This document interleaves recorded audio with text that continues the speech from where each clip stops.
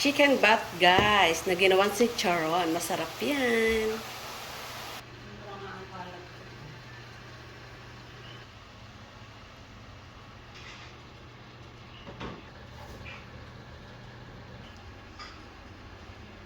Alam mo, ay, tapos na ba?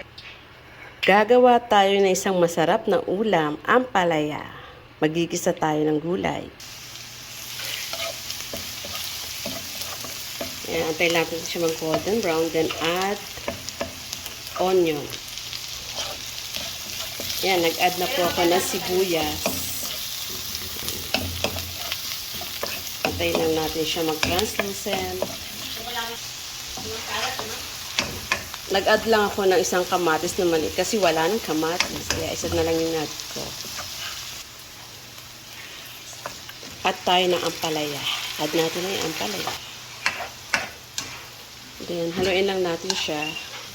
In a few minutes, mag-add tayo ng carrots. Pwede na manok.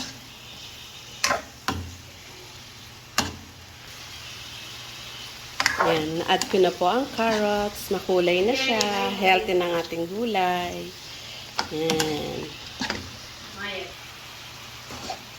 Nag-add na ako ng pampalasa. Naglagay ako ng paminta, pork cubes, and granules.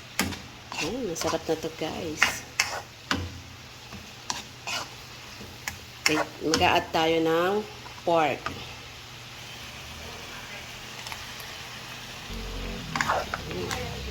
Fried pork granule.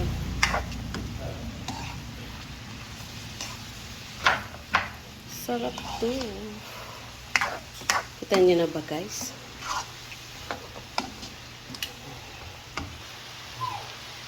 Add tayo ng chicken batt na ginawa ko si Charon kanina.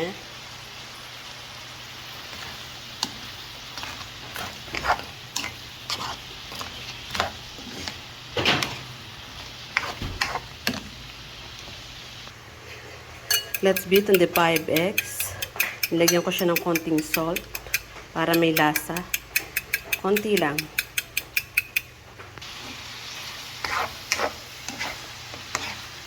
Maganda nito, medyo crunchy. Hindi yung masyadong labsak, yung lutong-luto. Kaya dapat, pag nagluluto kayo, babantayan nyo. Dahil hapok na, i-add natin, binitin natin egg na 5 pieces. Haluin natin. Para ma-coat lahat ng itlog. Ang ampalaya, ang gulay. Yan. Harap na, guys. Oh.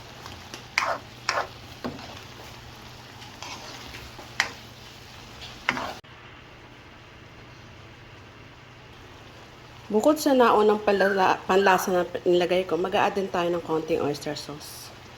Masarap to. Ang palasa din.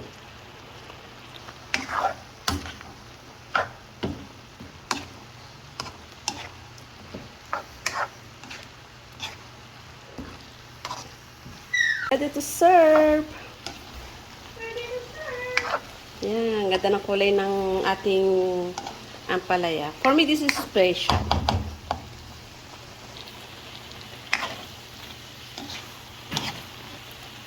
Ready to serve na ating special ampalaya.